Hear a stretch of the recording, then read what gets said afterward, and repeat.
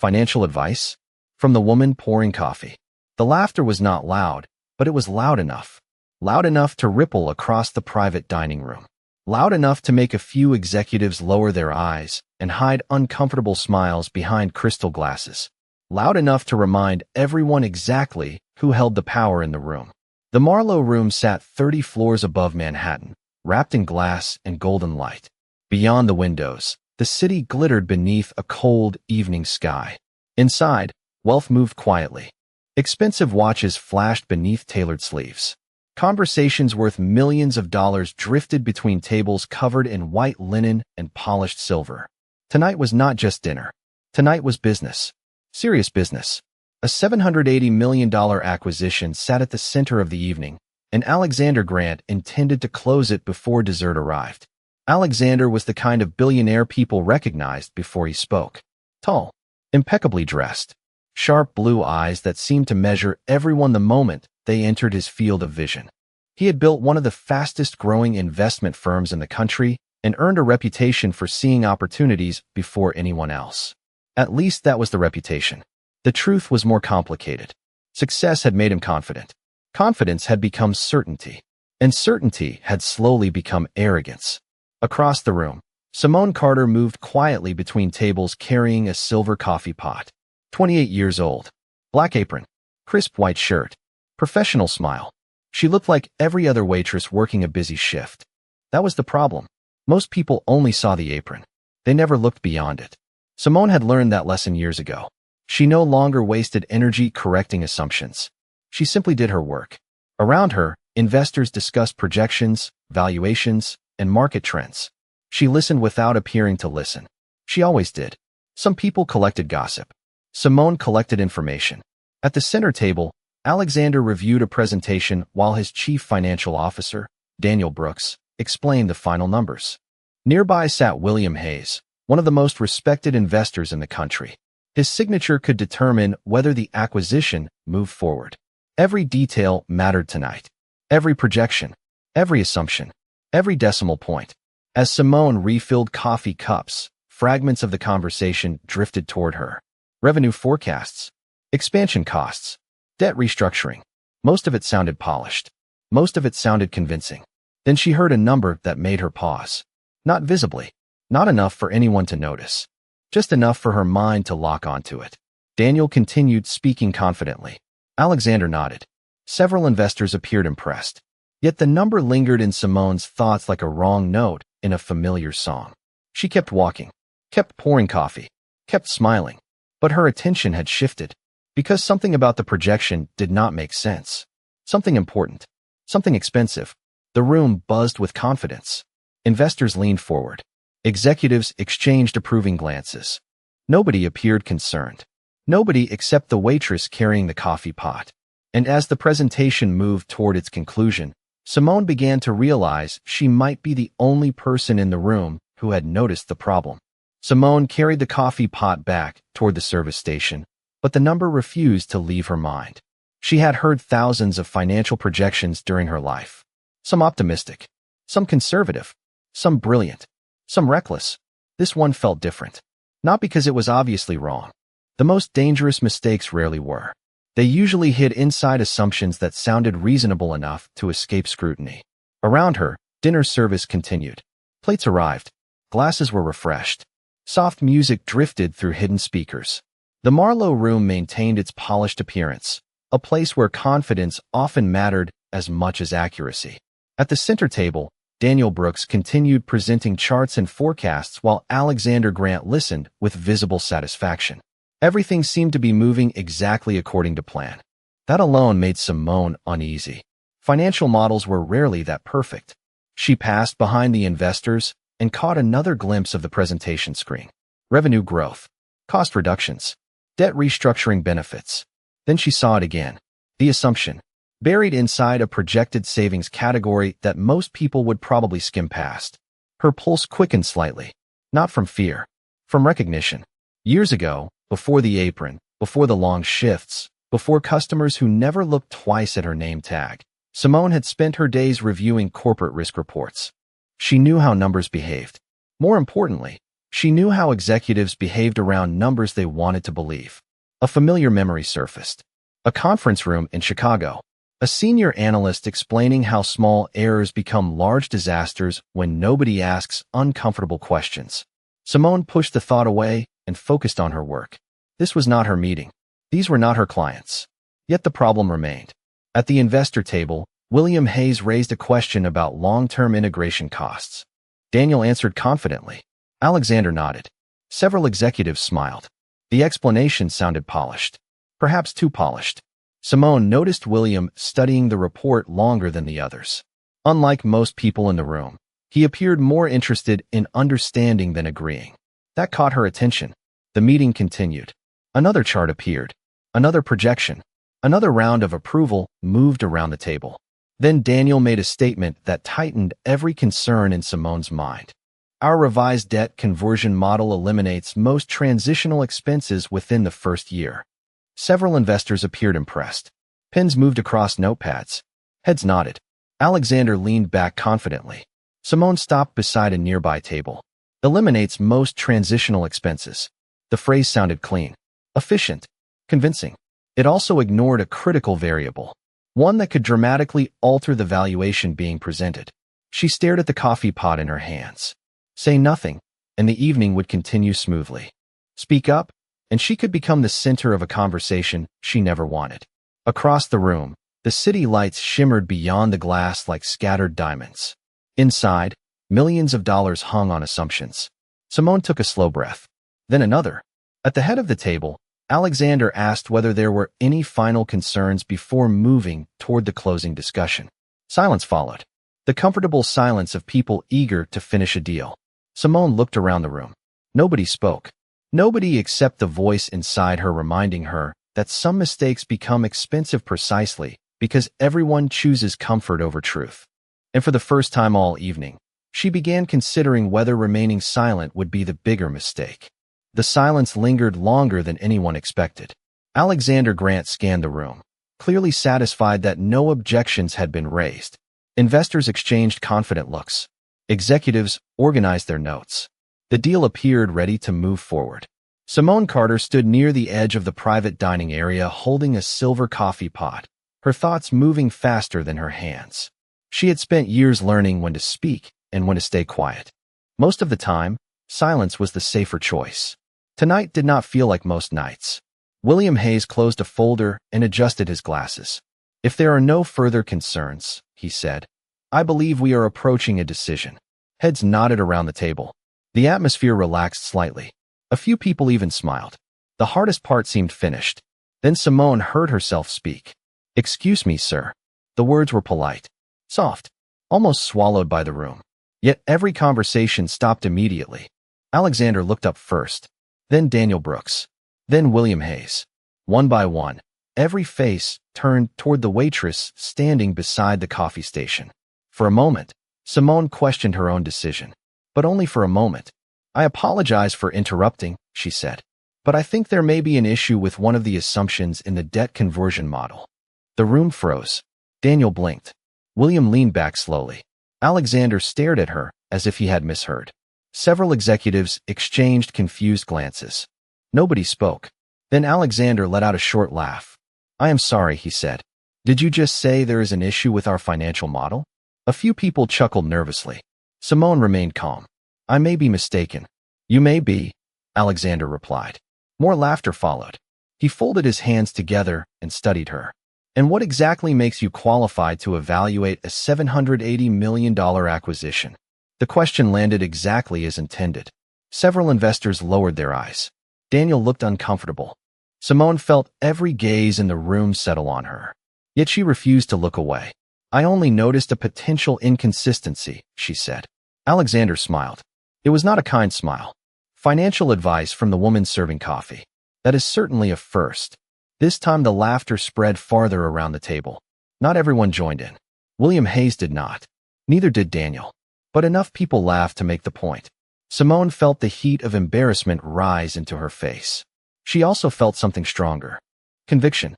Because the numbers still did not make sense. Alexander leaned back in his chair. Please, he said with obvious amusement. Enlighten us. The challenge hung in the air. Everyone expected the moment to collapse under its own awkwardness. Everyone expected the waitress to retreat, to apologize, to disappear back into the background where people like her were supposed to remain. Instead, Simone set the coffee pot down carefully on the table beside her. Her hands were steady. Her voice was steady. Her eyes moved from Alexander to the report in front of him. And when she finally spoke again, the confidence in her tone caused several people at the table to stop smiling. The transitional debt conversion costs are being recognized too early, Simone said.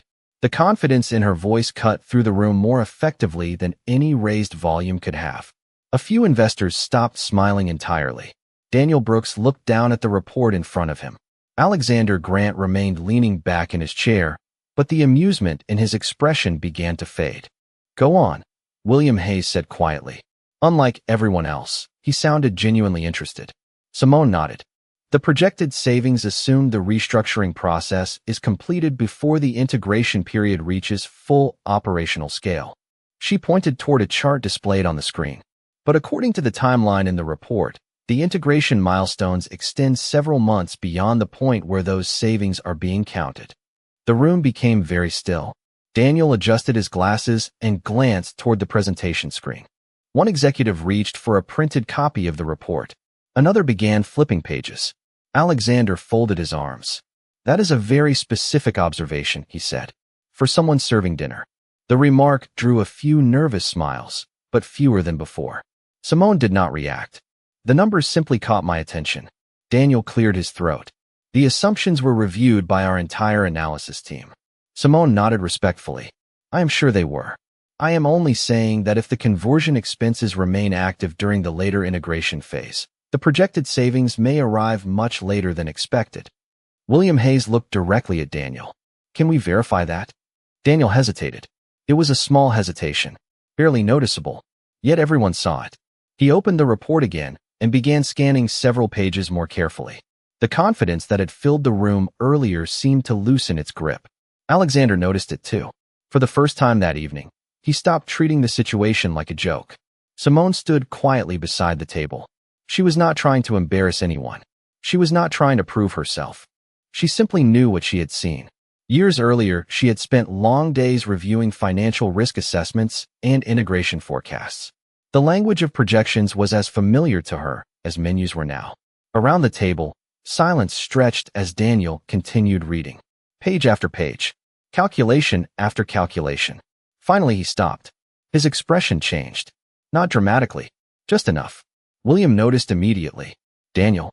The chief financial officer looked up slowly. "There may be merit to the concern." The words landed like a stone dropped into still water. Nobody moved. Nobody spoke. Alexander stared at him. "May." Daniel turned another page. "The expense classification appears to assume accelerated completion of several restructuring milestones." William leaned forward. "And if those milestones are delayed?" Daniel exhaled slowly. "The projected savings would likely be reduced during the first reporting period." Several investors exchanged looks. One executive lowered his pen onto the table. Another quietly closed his folder. The atmosphere in the room had changed completely. Moments earlier, Simone had been the waitress carrying coffee. Now she was the person who had identified something an entire team of professionals had overlooked. Alexander looked at her across the table. The confidence remained in his posture, but uncertainty had finally entered his eyes. And for the first time all evening, nobody in the room was laughing. The silence that followed felt different from the earlier silence. Before, it had been the silence of amusement. Now it was the silence of reconsideration. William Hayes slowly closed the report in front of him and looked directly at Simone Carter. The expression on his face was no longer curiosity alone. It was respect. Around the table, executives who had spent the evening speaking with absolute certainty were suddenly reviewing their own notes.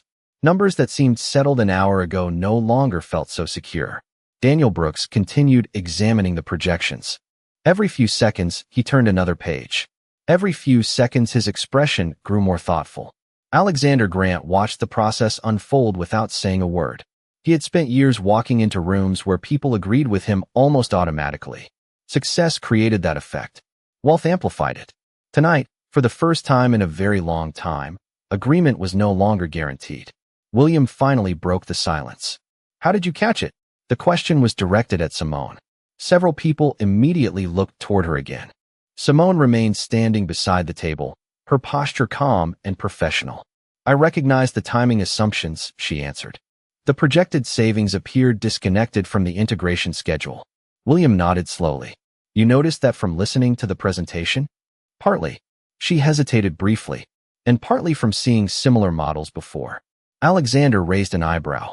Similar models? The room waited. Simone could feel the attention settling on her once again. Unlike earlier, nobody seemed interested in mocking her now. They genuinely wanted an answer.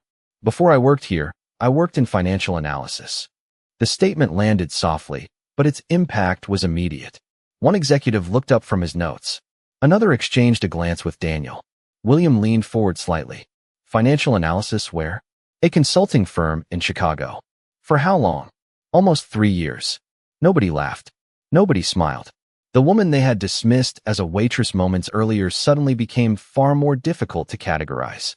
Alexander studied her carefully. Then why are you working here? The question sounded less like a challenge and more like genuine confusion. Simone looked toward the city lights beyond the glass windows. Because life does not always follow a spreadsheet. The answer lingered in the room. She continued quietly. My mother became ill. My younger brother needed support. I chose family. No dramatic speech followed. No attempt to gain sympathy. Just a simple truth. Somehow that made it more powerful. William nodded with understanding. Daniel finally closed the report and looked directly at Alexander. She is correct, he said. The words were calm, but they changed everything. Several executives sat back in their chairs. One investor exhaled slowly. Another rubbed his forehead. Daniel tapped the page in front of him. The savings projection assumes a best-case completion schedule. If implementation takes longer, the valuation changes significantly. William looked toward Alexander. That is not a small detail. Alexander did not answer immediately. For the first time all evening, he seemed more interested in listening than speaking. Across the room, soft jazz continued drifting through hidden speakers. Waiters moved between tables. Glasses reflected warm golden light. Yet inside the private dining area, the center of gravity had shifted. The billionaire was no longer the only person commanding attention. The waitress had become the smartest voice in the room, and everyone could feel it. Alexander Grant looked down at the report for a long moment. The room waited. Nobody rushed to fill the silence. Nobody wanted to interrupt whatever calculation was taking place behind his eyes. For years, Alexander had built a reputation on being the smartest person at the table. Investors trusted him. Executives followed him. Competitors studied him. Yet tonight, a woman carrying a coffee pot had identified a flaw that an entire team of analysts had missed. The realization was not comfortable. Across the table, William Hayes rested his hands on the report and studied Alexander carefully. I think the question now is not whether she is correct, he said. The question is how nobody else noticed. Several executives shifted uneasily in their seats. Daniel Brooks nodded. That is a fair question. He turned toward Simone. When you first heard the presentation, what specifically caught your attention? Simone remained composed. The attention no longer felt hostile, but it was still intense. The timeline, she answered. The projected savings and the implementation schedule were moving at different speeds. Daniel nodded slowly. Most people would not have recognized that from a verbal presentation. Simone offered a small smile. Most people were not listening for it. A few investors exchanged impressed looks. William chuckled softly. That may be the most honest answer I have heard tonight. The tension in the room eased slightly. Not because the problem had disappeared, because the truth had finally entered the conversation. Alexander leaned forward and opened the report again. This time he was not looking for confirmation. He was looking for understanding. Page after page, he reviewed the assumptions. The deeper he looked, the more obvious the issue became. Not catastrophic. Not enough to destroy the acquisition, but significant enough to influence the valuation. Significant enough that investors deserved a clearer picture before making a decision. Finally, Alexander closed the report. Daniel, he said quietly, how long would it take to revise the model? Daniel considered the question. A complete review? 48 hours, perhaps less. William nodded immediately. Then we should do that. Nobody objected. Moments earlier, the evening had been moving toward a signature. Now it was moving toward a reassessment. And surprisingly, the investors seemed more confident because of it. They trusted a deal that could survive scrutiny far more than one protected by assumptions. Simone watched the discussion continue around the table. The acquisition would likely proceed. The difference was that it would proceed with better information. That mattered.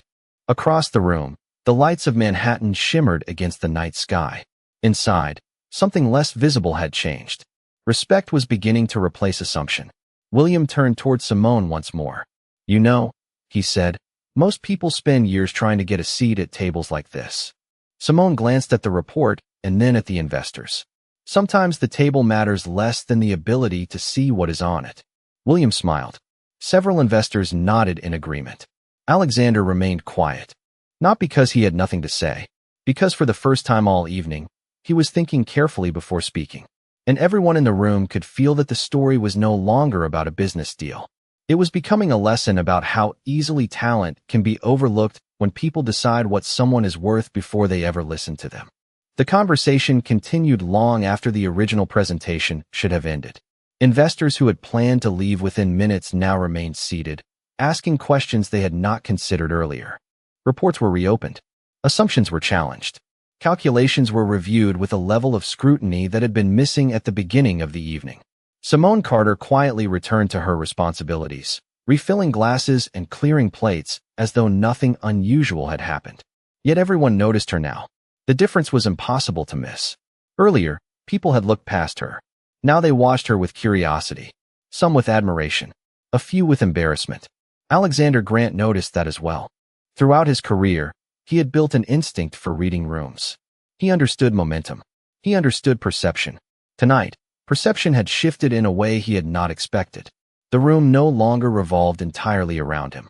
Strangely, that realization bothered him less than it should have. Across the table, William Hayes reviewed several revised figures Daniel Brooks had prepared during the discussion. "The more I look at this," William said, "the more important that observation becomes." Daniel nodded. The adjustment changes investor expectations significantly during the first reporting cycle. Another investor leaned forward. "Which means we would have spent the next year explaining why performance failed to match projections." Several heads nodded. Nobody liked surprises when millions of dollars were involved. Alexander listened quietly. The discussion was no longer theoretical. Simone had not merely identified a technical issue. She had prevented a credibility problem before it ever reached investors. That distinction mattered. William looked toward Simone, who was placing fresh water glasses on a nearby table.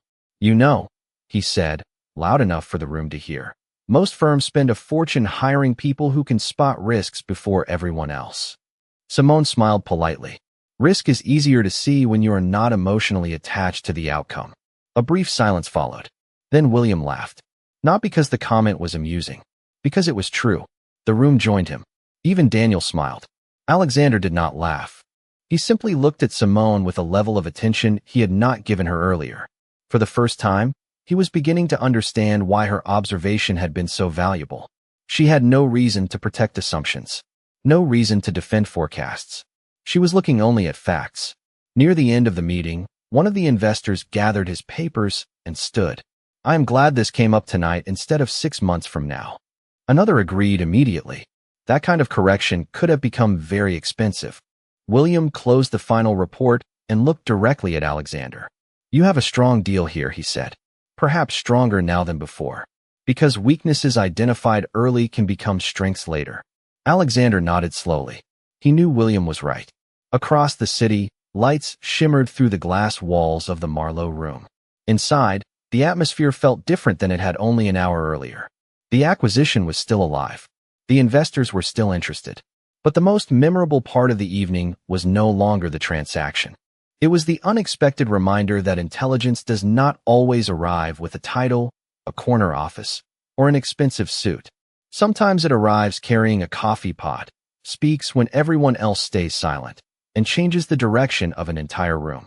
The meeting finally began to wind down, but nobody seemed eager to leave. The reports remained open on the table. Coffee cups sat half full. Conversations that had started as routine business discussions had transformed into something more thoughtful. Investors who arrived expecting a straightforward approval now found themselves reflecting on lessons that extended far beyond financial projections. Simone Carter continued working quietly. She collected empty plates, refreshed water glasses, and carried out the same responsibilities she had been performing since the beginning of her shift. The difference was that nobody overlooked her anymore. Every time she crossed the room, people noticed. Every time she spoke, people listened. William Hayes remained seated near the head of the table reviewing a revised summary Daniel Brooks had prepared. After several minutes, he closed the folder and looked directly at Alexander Grant. "I think we both know what happens next," he said. Alexander nodded. "The model gets revised." "Correct." William smiled slightly. "And the deal gets stronger because of it." Several investors agreed. The atmosphere around the table had shifted from concern to confidence. The issue had been identified before it became a problem. In the world of business, that kind of outcome was rare. Daniel gathered his notes and shook his head in disbelief. "I still cannot believe we missed it." William glanced toward Simone. "Perhaps you were looking in the wrong direction." The comment drew quiet laughter from the group. This time the laughter carried respect instead of mockery. Alexander noticed that too. Earlier in the evening, people had laughed at Simone. Now they were laughing at the assumptions that had caused everyone to underestimate her. The difference mattered. For a long moment, Alexander remained silent. He watched Simone move between tables with the same professionalism she had shown all night. No arrogance, no celebration, no attempt to draw attention to herself. She had just prevented a costly mistake and somehow seemed less interested in recognition than anyone else in the room. That realization stayed with him. Eventually, William stood and extended his hand toward Alexander. "I appreciate your willingness to review the numbers." Alexander accepted the handshake. "I appreciate having the opportunity to review them." William smiled. "That is a better answer than the one you would have given 3 hours ago." Several investors chuckled. Alexander smiled faintly. For once, he could not disagree. One by one, the guests prepared to leave. Business cards were exchanged. Final comments were shared. Yet before William headed toward the exit, he stopped beside Simone. "You have remarkable instincts," he said. Simone thanked him politely. William reached into his jacket pocket and handed her a card. "If you ever decide to return to finance, call me." Simone looked surprised. "That is very kind." "It is not kindness," William replied. "It is recognition." Then he walked away. Across the room, Alexander watched the exchange. The irony was impossible to ignore. The person everyone had treated as the least important individual in the room had become the one receiving opportunities from some of the most influential people present. The city lights shimmered beyond the glass walls. The evening was nearing its end. Yet the most important conversation of the night had not been about money, acquisitions, or projections. It had been about value.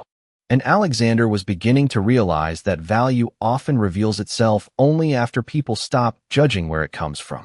By the time the last investor stepped into the elevator, the Marlowe room had grown quiet. The soft music remained.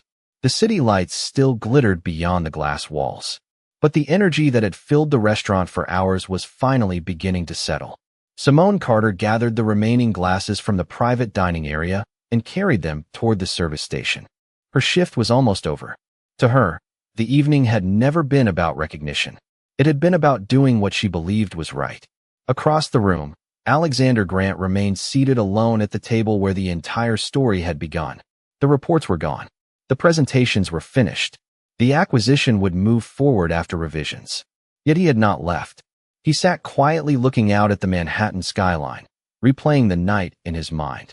For years, he had believed experience allowed him to recognize talent instantly. Tonight had exposed how incomplete that belief truly was. Simone returned to clear the final place setting. As she approached the table, Alexander looked up. The confidence that usually dominated his expression had been replaced by something rarer. Reflection. "Simone," he said. She stopped beside the table. "Yes, sir." Alexander glanced toward the empty chair where William Hayes had been sitting earlier. "You know, when you first spoke tonight, I was convinced you were wrong." Simone smiled politely. "That was understandable." Alexander shook his head. "No, it was not." The answer surprised even him. For a moment, neither spoke. Then he continued. "I was not evaluating your observation. I was evaluating where it came from." Simone listened quietly. "And because of that, I nearly ignored something important."